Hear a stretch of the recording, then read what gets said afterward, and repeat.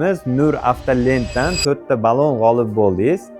Assalomu alaykum do'stlar. Bloger Ravshanxon aka va Nur Avtolent hamkorligida 6-yanvar kuni ushbu videoni sahifamizga joylaganmiz. Va ushbu videoda va'da berganimizdek, biz kommentariyalar orasidan eng ko'p like yiqqan obunachimizga ushbu balonlarni sovg'a qilishni va'da bergan edik.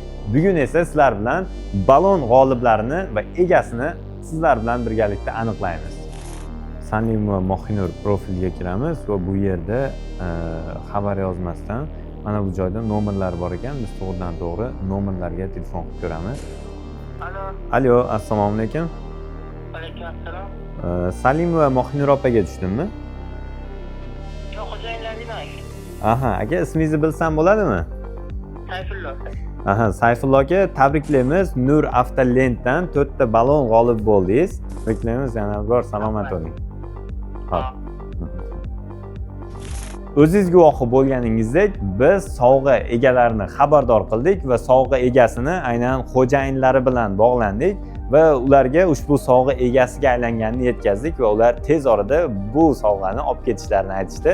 G'olib bo'lmagan bo'lsangiz, xafa bo'lishga hojat yo'q, sababi biz 30-yanvar kunigacha ajoyib konkurs e'lon qilganmiz. Ushbu konkursda siz balon, akkumulyator va diskni yutib olish imkoniyatiga egasiz.